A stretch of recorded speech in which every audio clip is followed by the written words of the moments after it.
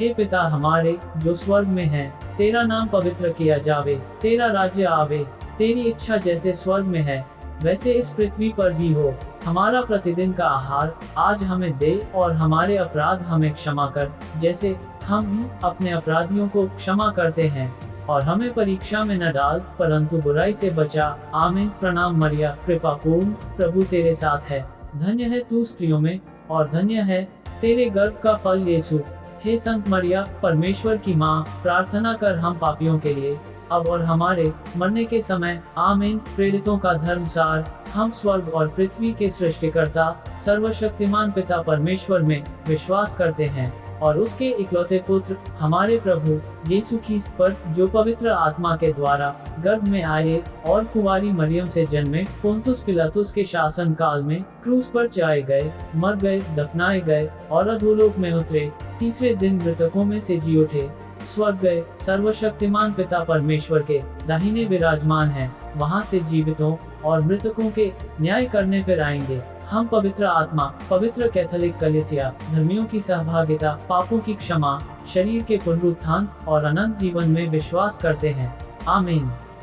पिता, पुत्र और पवित्र आत्मा की बड़ाई होवे, जैसे वह आदि में थी, अब है और अनंत काल तक। आमीन। दूसरा दिन आराधना। ज्योतिषियों की आराधना। घर में प्रवेश कर उन्होंने बालक को उसकी माता मरियम के साथ देखा और उसे साष्टांग प्रणाम किया।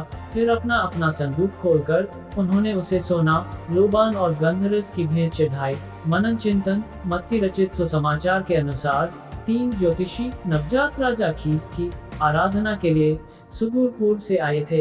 एक तारे के द्वारा उनकी अगवानी की गई थी। यह यात्रा किसी भी तरह से सुनियोजित नहीं थी। हर एक को अपने अपने दिल में लगा कि वे नवजात शिशु को अपने ही ढंग से आराधना करें।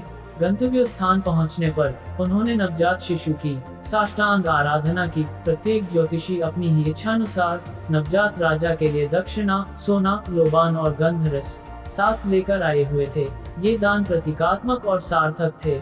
सोना और लोबान ख्रीस्त के राजत्व का, लोबान उनकी ईश्वरता का और गंधरस उनकी पीड़ादायक मृत्यु का प्रतीक है। इससे प्रतीत होता है कि ज्योतिषी सिर्फ बैतलहम के ही बालक की आराधना करने के लिए आए हुए थे। प्रार्थना। हे नन्हे राजा, हम तुझसे निवेदन करते हैं कि हमें भी ज्योतिषियों की, जो सर्वोच्च प्रभु की आराधना करने के लिए प्रेरित हुए थे, अनुकरण करने में हमारी सहायता कर। हमें यह समझने की शक्ति और कृपा प्रदान कर कि हमारी राह तेरी जैसी नहीं है। जो हमारी समझ में बुद्धिमानी और जरूरी है, वो तेरी दृष्टि में मूर्खता और हमारी आत्मा के लिए खतरा है। हमारी अंतरात्मा की आंखें खोल दे कि हम विश्वासपूर्वक पवित्र परम प्रसाद में भक्ति और सच्चे दिल से तेरी आराधना करें। आमेन।